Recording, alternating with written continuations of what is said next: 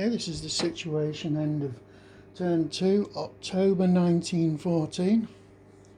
Well, the German offensive in northern France has stuttered quite badly. They've only managed to take one hex this turn. Right, they've still got a reasonable amount of supply left on the board. But their supply situation is deteriorating because all the vast mountainous resources they built up prior to the war are pretty much gone now, so they're going to have to depend on their sort of I don't know, innate industrial production to actually supply them. British Corps has been pulled out of the line because it needs refitting badly, so it's reforming over here. There are some British units in the line because things are still fairly desperate. We can't just leave gaps anywhere. French are starting to use their replacements to rebuild their destroyed territorial divisions, so that's giving them some sort of extra resource. Now the front to the south is basically stalemated and both sides are entrenching. Both sides are pretty much stripped out everything they dare strip out without leaving the front exposed. Situation in Belgium, Antwerp's still hanging on by the skin of its teeth, but it's not going to last. I suspect it will fall this coming turn.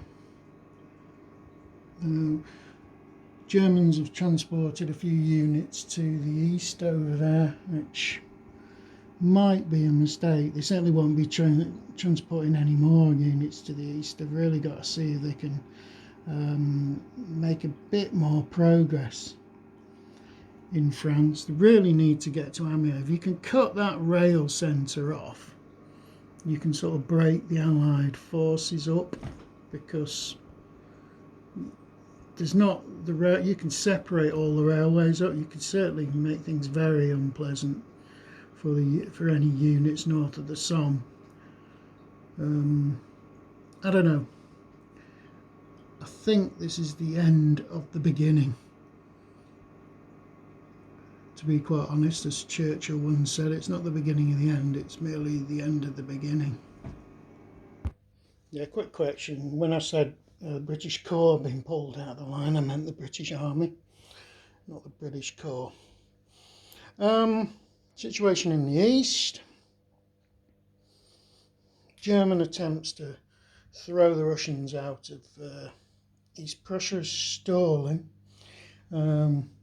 So they're going to try and reinforce this attack to push down towards Warsaw, but there's a lot of forts around Warsaw. It's not going to be an easy place to take unless you can encircle it. Attacks towards Łódź have just stalled as well at the moment. The Galician front is still fairly static, with both sides suffering from ammunition shortages. Situation in Serbia, we've got pretty much a stalemate there. The Austrians haven't really got enough supplies to keep pushing. Montenegro front is also static. So all in all, things are looking a lot better for the Allies this turn. I'm a bit more confident that they can actually hold out now than I was last term, but the Germans have got the opportunity to really pick their targets and try and